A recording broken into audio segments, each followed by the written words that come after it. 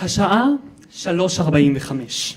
סיימתי סוף סוף את שיעור מדעים המשעמם, ועכשיו הגענו לסיוט הגדול והנורא מכל. המייאש, המתיש, הקשה. הפסקת צהריים בבית ספר פלך ירושלים. זה הזמן להוציא את המסכה מהתיק ולעטות אותה. אוי, כמה שאין לי כוח לזה. זה פשוט מכה. אני עוטה, מעדק, קושר, שבטעות לא יראו מה יש מתחת, שלא יראו שקשה לי לתקשר. ואני יוצא לג'ונגל רווי המוקשים הזה שנקרא הפסקה. אוי, זה פשוט סיוט, כל דקה. מרחוק אני רואה ילד הולך לכיווני. אוי, זה לא טוב. סתום את הפה, תחייך, תסתכל לו בעיניים, ותגיד לו יפה, היי תומר, מה נשמע? בסדר, איך אתה? בלב אני חושב, מזעזע, לך מפה, אני לא סובל אותך.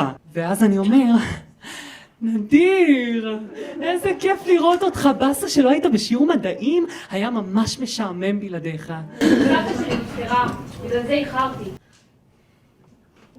בלב אני אומר, אוי שיט, למה אתה מספר לי דברים כאלה? גם סורי, מה זה מעניין אותי? אני לא פגשתי אותה ממילא, ובטח לא אכפת לי ממנה. גם היא סבתא, וזה גיל שמתים בו. אז העולם נוהג כמנהגו, ואני יכול ללכת מפה.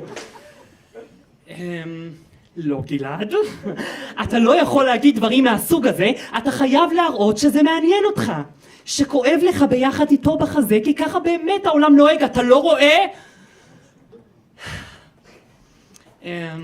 וואו, ברוך דיין האמת, אוי זה נורא, איך הלכה בטרם עת, איך אלוהים כותב את הטובים ביותר, איזו טרגדיה נוראית, ואני לא משקר. אבי, זה באמת עוזר. סוף סוף אפשר ללכת לקולר. אתה יודע, אתה ממש טוב בלתת עצות. אולי תיתן לי איתה מה לעשות, פשוט חברה שלי אמרה לי אתמול שהיא רוצה לדבר. ולא בא לי לשקר, אבל נראה לי רוצה להיפרד, וזה חתיכת שבר. אתה חופר! את זה כמובן בלב אני אומר. עכשיו כבר ראיתי יועץ זוגיות, ברור שאף אחד לא תרצה להיות איתך בחברות. כמה נוח להשתמש ככה באנשים רגילים במקום לשלם כסף לאנשי מקצוע שאשכרה עובדים בזה באופן קבוע. וואו, כואב לי לשמוע את זה. אם בלב יש שערה והיא רוצה לדבר, אל תפחד, פשוט תקשיב, תן לה להסביר ולברר. אל תנחש ואל תסיק לבד מסקנה, רק שיחה אמיתית תביא להבנה. וואו, זה רעיון טוב, תודה אחי. בסיוט, בעצם בכיף. היה לי העונג. נראה אותך במתמטיקה? בלב אני אומר, יש לי ברירה, לראות שוב את הפנים המחוצ'קנות שלך. אחי, לשים דורדורנט זה לא המלצה. כן, בדוק, אשמח לראות אותך. האמת, יש מצב שאתה עוזר לי בעוד איזה משהו? בונה, אתה רוצה מכות? למה להרוס לבן אדם תמים את ההפסקות? מה עשיתי רע? בסך הכל אני שומר מצוות ולומד תורה. אתה נצלן וחופר ואתה לא מעניין אותי. לך מכאן יא בן בליעה, לך תמצא חיים. כל החפירות שלך מעניינות לי את סבתא. ניני בניני בפנים שלך, לפחות לי יש סבתא. אוי אוי אוי, שתנוח על משכבה בצרור החיים. בעצם למה צרור? רק מפתח אחד כמוך. יא ילד, מפתח ותחליף את הרצועה, למה זה מביך ומבדח. שיט, לא, אני לא מאמין. את זה כבר לא אמרתי בלב. בקול אמרתי את זה והוא שמע! אוי גלעד, מה אתה עושה? הכל באשמתי! תשמור את המחשבות שלך לעצמך, ולמה אתה כזה דרמטי ומגזים כל כך? אני שונא אותך. אני מגזים? אתה מגזים.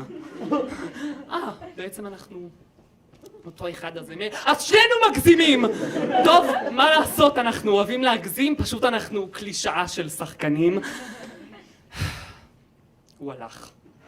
אוי, אני כזה סתום. אוי, הוא בטח עמום. אבל אתה תתנצל. כן, אני אתנצל. אוף, אתה פשוט בן אדם שצריך להישאר בצל. אבל לפחות עכשיו אתה יכול להיות הצל. לא להתאים את מיקום העיניים, לחשוב על ניסוחים פעמיים, לחייך, להיות נחמד.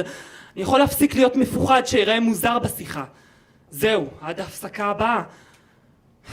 מי ידע ששנתיים אחר כך יקבל להתנהגות שלי שם? אוטיזם. בעצם לא. בעצם בתפקוד גבוה. בעצם בתפקוד ממש ממש ממש גבוה. אז בעצם אפשר למצוא מרגוע. בעצם זו טעות של המאבחן. הוא שנא אותי, הוא חשב שאני מעצבן. אבל איך אפשר לחשוב ככה? אני מלא בחן. הוא חשב שיש לי בעיות. בעצם יש לי בעיות. בעצם אבל מעל יש מסכה. מה זה משנה אם אף אחד לא רואה, אם הכל בחשיכה? בעצם אין לי מושג מה שקר ומה אמת בחיים האלה. בעצם המסכה היא אני. אם הוריד אותה לא תראו דבר מתחת. היא ממש שלי. אני שחקן מהבכי הראשון בלידה, כבר אז אמרו תינוק דרמטי, מה הוא בוחר? רק הגעת לעולם, תירגע. אני שחקן כזה שמחליף מסכות ומתאים לסביבה, וגם האוטיזם הוא קצת הצגה. וגם אני הרגיל קצת הצגה. אני שקר ואמת, וזה שילוב מוזר של אירוניה וייאוש, אבל לפעמים זו גם לטובה. ודווקא עם המסכה הזאת אני מרגיש הכי טבעי. כי המסכה היא אני.